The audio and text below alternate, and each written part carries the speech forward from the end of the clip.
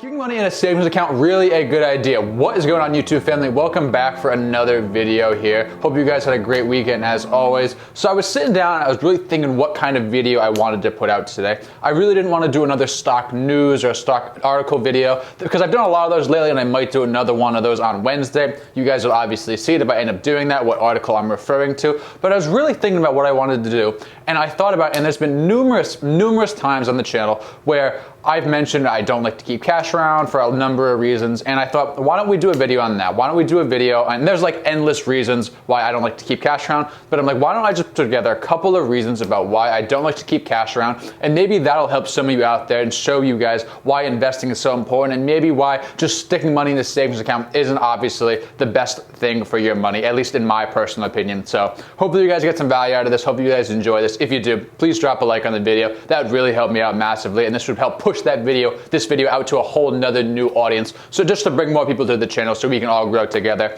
Also, if you haven't yet, this is your first time here, welcome to the channel. Please feel free to subscribe and turn on that notification bell so you don't miss any future uploads. So we're gonna start with this one because this is the most obvious one on the list, and that's because cash gets devalued. That is the main reason I don't like to keep money in a savings account. But before we get into that, in this example I have written up over here, I wanna go over what FDIC is. So every bank account for everyone watching this video, hopefully it's FDIC insured. Hopefully. I really can't think of anything you can even put your money into bank account related that's not FDIC insured, but make sure it's FDIC insured. That's all I can tell you. So basically what that stands for is Federal Deposit Insurance Corporation. Now, what does that mean? So basically, if your bank account is FDIC insured, it means your money is insured up to $250,000. So that means if anything goes wrong with the banks go under, the government will come in and give you your money back. If you have anything over $250,000, that is a problem, and that means say you have $255,000. That $5,000 is not necessarily insured, so you're better off opening up a different savings account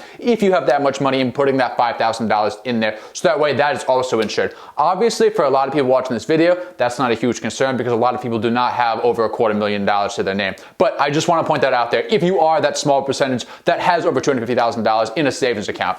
Anyway, so next. Let's say you are very boring, okay? You just put your money in a regular bank, a regular savings account, and you're old-fashioned. There's nothing wrong with that if you are. A lot of people do that. I have a little bit of money in a regular bank just in case I need to get physical cash. I can just stop at an ATM and get it. I don't keep a lot in there, but I keep enough where if, say, I need to give someone $20 or whatever the case may be, I can just run to the ATM and grab it, all right? So let's say you keep money in a JP Morgan savings account. And the reason I picked JP Morgan is because that's the most popular bank in the world. And that's obviously, in my personal opinion, the best run bank in the world. Maybe that's not obvious, but you get what I'm trying to say here. So let's say you keep money in that savings account. That savings account is going to yield you 0.01% interest annually, not monthly, annually. So first off, right off the bat, inflation's 2%. Annually, on average. Sometimes it's a little more, sometimes it might be like 2.5, sometimes it might be like 1.8, whatever the case may be. Inflation's generally around 2% annually. So right off the bat, your money's being devalued 1.99% on an annual basis. Right off the bat, before we take anything else into consideration about anything, okay? Keep that in mind. Next, let's say you have $10,000, and this isn't part of your emergency fund, because if it is part of your emergency fund, you should be leaving that in cash. It's not something you should be playing around with, because chances are you're going to have a setback at some point in your life, and you're going to need cash, and you're going to need to hand out cash for whatever the reason. It could be a car accident, maybe one of your kids needs help, whatever the case may be. But it's not money you should be playing around with at the end of the day, because if you don't have a setback, then I think you're like the 1% of the population that doesn't have a setback in their lifetime. Anyway, so you have $10,000, and you're like, what do I do with it? I'm just going to save it for a rainy day. It's not part of my emergency fund.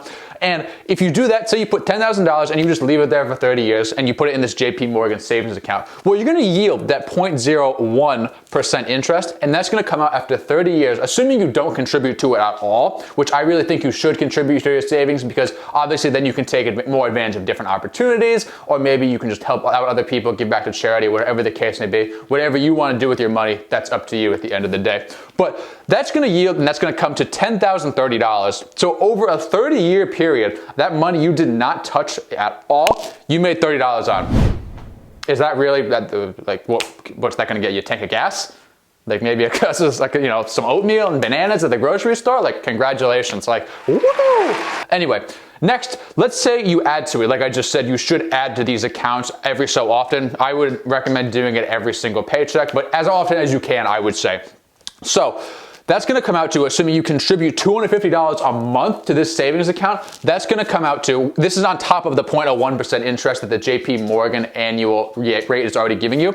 That's going to come out to $100,169 approximately. I'm not sure if that's down to the cent, but it's around that range. I'll post it on the screen, the compound interest calculator. So that sounds pretty good, right? $100,000 if you just do that for 30 years. But the thing is, you have to remember $100,000 today is not going to get you what $100,000 in the future is going to be. And that's because of inflation, okay? Remember that, because of inflation. Now, next, let's say you want to invest that money. You decide to invest that $10,000. You're like, I really don't need it. I have an emergency fund that's going to give me a year's worth of if anything goes wrong. And there's nothing wrong with having up to a year's worth of an emergency fund. I think that's actually a pretty solid number because, well, look what just happened in 2020. Like, you never know what's going to happen. So better safe than sorry sometimes. Anyway, back to the point of this. Let's say you put that $10,000 in the S&P 500 fund. You see an 8% return, which the S&P has given over the last 100 years. That's through the Great Depression. That's through Rona. That's through 2008. Taking all those into consideration, you've seen an 8% return from the S&P 500, okay? That's going to yield you around $100,000. That's what that number is going to come up to, assuming you don't contribute a cent to it at all. Now, let's say you take that $250,000 that you're contributing to your savings account and you put it into an S&P 500. That's going to come out to over $450,000, guys. Okay, so obviously, at the end of the day, you're going to make more money investing rather than just leaving that money in cash, but it's going to come down to whatever you want to do. You have to decide what is the best place for my money and what's going to get me to where I want to be. Obviously, in my personal opinion, if you're not investing money, as you can see by this example I just provided, you're losing money at the end of the day. But hey, you know what? That's just me. The second reason I really don't like to keep money in savings accounts is because it's not going to get you to where you want to go, especially if what you want to do and your goals in life involve money. Now, people work for a lot of different reasons. Some people work because they love their job. Some people work because they're passionate about their job. Some people work because they want to build something better. There's a lot of reasons in this world why people work. But the majority of people work, the majority of people give up their time for a paycheck. That's the honest truth. That people give up their time for a paycheck at the end of the day. Because if they didn't have to be there, they didn't have to earn money, there's probably other things they would want to be doing, or the majority of people there are. So if you love your job, if you're passionate about your job, if you get up every single day and you genuinely enjoy going to work and it's fun for you, then maybe this won't apply. Maybe you're completely fine with working at that job for the next 30, 40, 50 years, whatever the case may be. I mean, I don't know how old you are. I don't know how old you plan on continuing to work, but maybe it's okay. But if you're someone that's getting out of bed every day, getting out of bed a couple times a week, and you're like, I don't want to go to work, I don't want to be here, I hate my job, then ask yourself, is keeping money in a savings account really going to get you to where you want to be? Because in my opinion, it ain't gonna do it. It ain't gonna do it at the end of the day. So here's what I want you to do, and here's what I did. I want you to take out a piece of paper and I want you to write down, and obviously this is assuming you really just hate your job and you really just don't want to be there and you want to find some way to get out of there. You just want to find some way to just be on your own, do whatever you want. So take out a piece of paper and write down, I want to accomplish whatever you want to accomplish, whatever you want to accomplish before you die. Maybe it's travel the world, maybe it's retire early, maybe it's own several houses, whatever the case may be, ask yourself that. Ask yourself what you want to accomplish. Now, after that, underneath that, right, I will get there by, and now is keeping money in a savings account the best way to help you get there? Is keeping money in a savings account really the best way to retire early and travel the world? I don't think so in my personal opinion, but hey, that's just me. So we'll use a personal example here to really drive home the point. So I did this. I asked myself, what do I really want to accomplish in life? And am I really happy with where I am and how can I get there? And my number one goal right now, my number one personal goal, and obviously there's other things that can be taken into consideration, there's other ways I can go about this, but my personal, for me, number one goal right now is to retire early. And I came to this conclusion a couple years ago when I was just sitting down and I was like, I really hate my job. I hate it. I hate everything about it. It's not what I'm doing now, it's something different. I really like what I'm doing now. But at the time, I'm like, I really hate my job. And I sat down and I'm like, how can I get out of this? How can I not work here anymore? How can I not work for this fruitcake? How can I not work for this clown that has no idea what they're doing? How can I do that? And I really did up the math and I came to the conclusion where it's like, it's impossible. If I keep money in a savings account, it's legitimately not possible for me to most likely ever retire, never mind retire early, because I'm saving so much money at this point in my life when I was younger, like in my early 20s, late teens. I'm saving so much money and I don't have half the responsibilities I'm gonna take on like for the second half of my life, meaning maybe a family, maybe a mortgage, maybe other things. There's just so much more things I'm gonna take on, so many more responsibilities I'm gonna take on in the second half of my life. And I'm saving this much now, it's legitimately impossible to ever retire by just keeping all this money in a savings account. It's literally impossible. So I said to myself, where's the best place for my money? What can I do with my money to help me get to this goal of retiring early? And I thought to myself, I have to treat every single dollar with love. I have to treat every single dollar with conditional love. And I have to make sure I am putting my money in the best places possible to turn that money into more money so I can increase my wealth and I can retire early. Now, to put an age on it, I really would like to retire before the age of 50. I really would. And if things keep going the way they're going, if I continue to learn, I continue to innovate, I continue to invest as much money as I possibly can, it's honestly going to be a lot sooner than that. And I'm very proud and very happy to say that. Obviously, there could be setbacks along the way. I don't know what the future is going to hold. But in my personal opinion, even if I do have some sort of setback, I'm going to be a lot closer to retiring early than I would if I just kept keeping money in a savings account.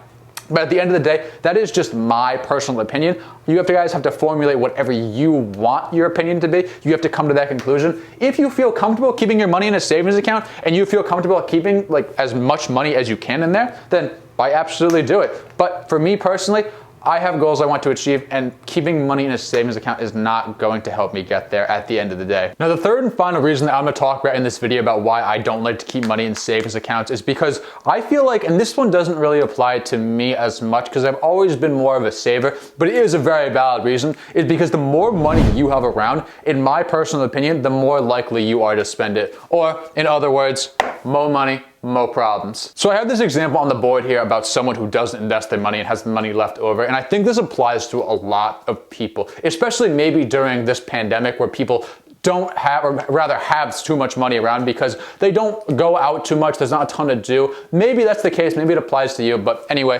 So these numbers might be a little unrealistic because they are small numbers, but I really just want to make it this way so everyone can understand and it makes sense. So let's say this person, Johnny takes in, he has $2,000 a month coming in, that's his bottom line after taxes, everything. He has $2,000 that comes in every month. So $1,000 of that is going to go to mortgage, bills, food, necessities, like everything flat. When it's all said and done, you spent $1,000 that you need to pay towards everything, okay? Next, let's say you put $250 towards like your fun fund, okay? So this is like maybe going out to dinner with friends, getting takeout, going to get drinks, whatever the case may be, going to play golf, skiing, $250 a month to have fun, which I think is important because if you're just saving every single penny you can, you're honestly kind of wasting your life. But I feel like you need to have fun to some degree because then it's just like way too taxing and just invest, save, whatever the case may be. So next, he puts $250 into his savings account, and this is a good idea just to grow his savings account, grow his emergency fund just in case something goes wrong because you never know what's going to happen.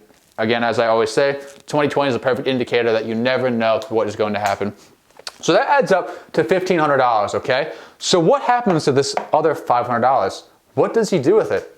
What does he do with it? That's the thing. He might just get bored. He might want to go on Amazon. Maybe he wants to go shopping for some new clothes. Maybe he just wants to go, I don't even know, go to Dick's Sporting Goods and buy a helmet, even though he doesn't bike. He doesn't need a helmet. It just looks pretty cool. He wants to waste money on a helmet. Like, what does he do with that money? In my opinion, Johnny's more likely to go out of his way to spend this money because he just hasn't. He knows he can spend it because he hasn't. He doesn't know what to do with it. So he's just sitting there and he's like, I really don't know what to do. I might as well just go around and spend money and just throw money there. So if you invest that money, if you put that money in a brokerage account or, a Roth IRA or whatever the case may be, and you invest that money, you're not going to be as likely to spend this money. And first of all, it's going to get you in very good habits, just in case you ever are in a money pinch. You're not going to be too tempted to spend that money you have because you know you can't afford it. But second of all, you're not going to be buying things and wasting money on things you don't need. When you invest this extra money like this, when you invest this extra $500, that's honestly going to get you in the good habit of just paying yourself first, treating this money like a tax, taking it right off the top of your check, investing it, and continue to grow your wealth. Now, obviously, like I said before, these numbers are a little bit smaller, but I just want to give a very general example that everyone can understand. You can obviously run these numbers and apply it to yourself, but I can honestly say at the end of the day, since I started investing, every time I've gotten a job or I've gotten additional income, anyway, bottom line, I've made more money. I really keep all my necessities and like my fund money really, and even savings, really all the same levels. Maybe savings increased a little bit, but I've kept fund and necessities very, very similar. And I just keep putting more money into this question mark, which for me, this isn't a question mark. It's investing. More money goes into my Roth. More money goes to my brokerage. I just continue to invest because I feel like that's the best place for my money. And that's going to get me to that goal that we talked about in number 2, which was retire early. So those are 3 big reasons why I personally don't like to keep too much money in a savings account. Obviously, always remember, like, you're your own person, and this is not financial advice by any means. This is just for entertainment purposes. So make sure you're always doing your own research, your own due diligence. You're always putting in that DD because it's your money at the end of the day, and you have to decide what to do with your money at the end of the day. If you feel more comfortable having 6, 7, heck, even 8 figures, maybe it's 5 figures, whatever the case may be, whatever you feel comfortable having in cash, if that helps you sleep at night, if that makes you feel good about yourself, makes you feel good about your situation, then by all means do it at the end of the day. That's up to you to decide what you want to do with your money. It's not my job to decide, and I'm not deciding. But personally, and remember, like I just said, I'm just a random guy on the internet, but